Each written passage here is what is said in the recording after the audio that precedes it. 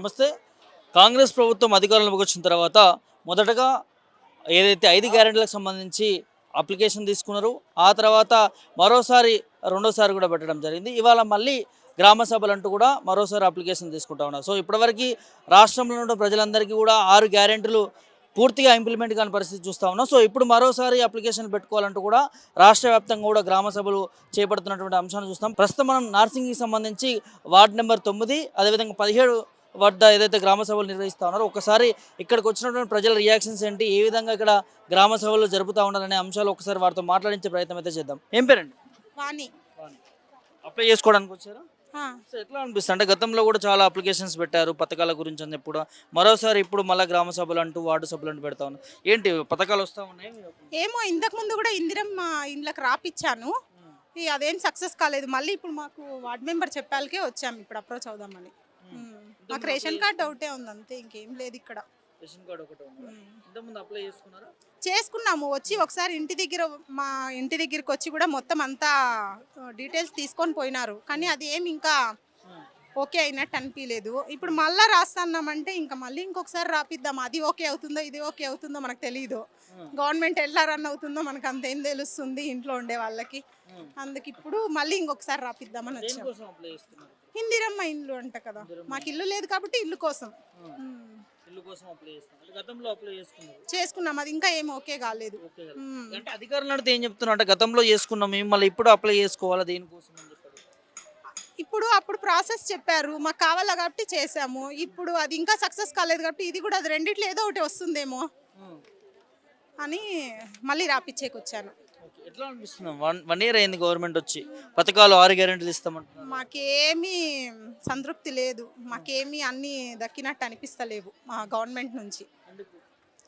ఏముంది, అది 2500 ఇస్తాం, గృహలక్ష్మి అన్నారు. మాకు అసలు గ్యాస్ కూడా 500 అన్నారు, ఫ్రీ అన్నారు.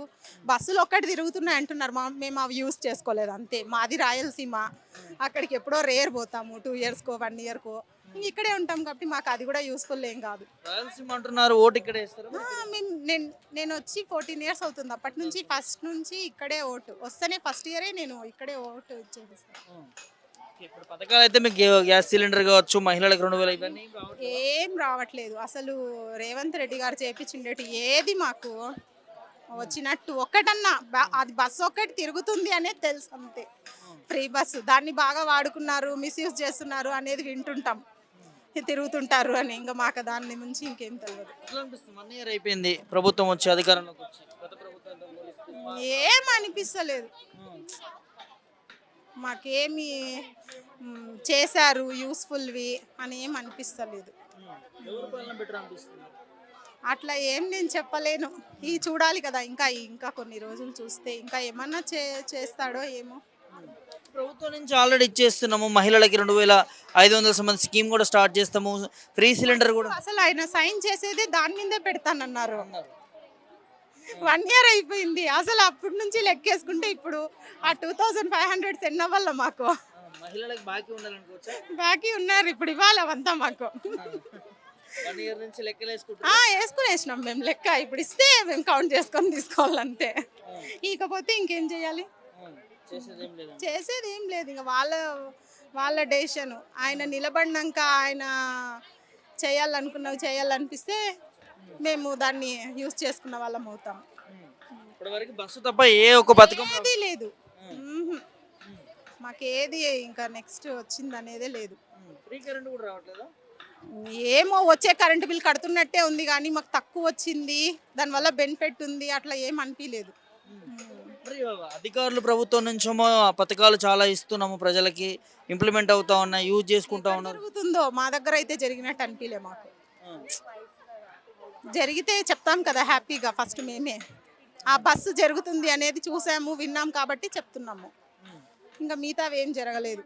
కరెంట్ బిల్ కూడా భారీగానే వస్తుంటుంది, తక్కువ ఏం రాదు మాకేడ. 500 600 వస్తుంది. సో అంటే గతంలో అభయస్థం ఫామ్ లో కూడా అప్లై చేసుకున్నారు, ఇప్పుడు గ్రామ సభలను ఇప్పుడు అప్లై చేసుకుంటా ఉన్నారు. ఎట్లా అనిపిస్తుంది? అన్నీ చేపిస్తుంటాం అంతే, అది ఫ్రెష్గా కనిపిస్తుంది, మళ్ళీ పోతా ఉంటుంది, దాని పాటికి అది నడుస్తా. మాకు మళ్ళీ దాని గురించి అవును అప్పుడు చేసాం కదా అనేది మళ్ళీ తలుచుకోవాలంతే. No use. దరఖాస్తులు పెట్టుకోవడం జరుగుతుంది కానీ ఆ, లబ్ధి మాత్రం లేదా? ఏం లేదు. ఉమ్, ఏదొచ్చినా ఇంకా చేయాలి కదా అని వస్తాము, ఉమ్, చేపిస్తాము. ఇప్పుడు చూడు ఇందిరమ్మ ఇండ్లకు ముందు ఎప్పుడో రాపిచ్చాం 1 year బ్యాక్ నుంచి. దాని ఏమన్నా వచ్చిందా మాకు ఇప్పుడు? ఉమ్, వచ్చింటే వచ్చింది అని చెప్పి ఇప్పుడు రాకుండా ఉండిండు.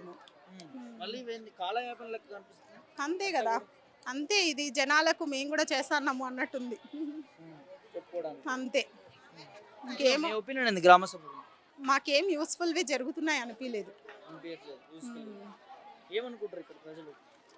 ఇక్కడ ప్రజలు ఏమనుకుంటారు, ఏమొచ్చినా అప్లై చేస్తారు, కరెంటు బిల్లులు ఎక్కువ వస్తున్నాయి అంటున్నారు. అది ఆ 2500 వస్తే మంచిదే అనుకున్నారు. మహిళలకు ఎట్లయినా ఇంట్రెస్ట్ ఉంటుంది కదా అది రావాలి అనే, అది ఏమి ఇంకా రాలేదు అని అనుకుంటుంటారు జనాలు మాటలు.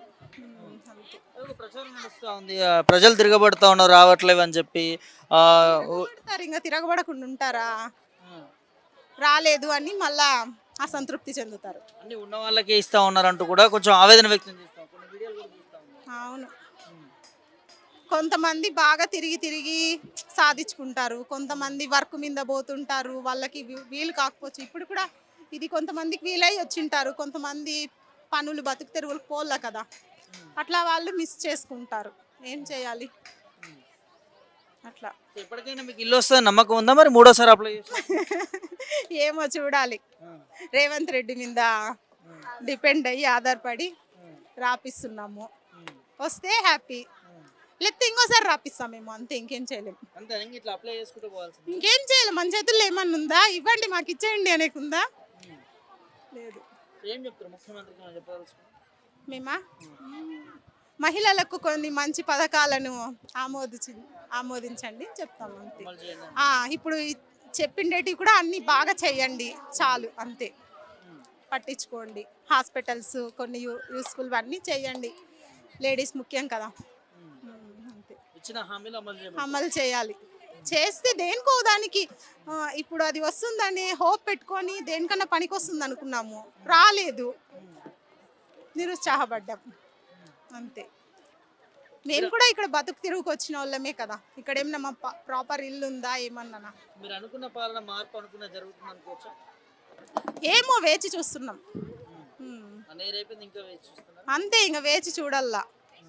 బాగుంది అంటే మేమే చెప్తాము మాకు నచ్చింది అని, పరిపాలన బాగుందని మేమే చెప్తాము. మాకు ఇంకేం అంతా అనిపించడం లేదు. చేస్తున్నారని అనిపిస్తుంది, ఆయన మా వరకు రీచ్ కాలేదు, అంతే.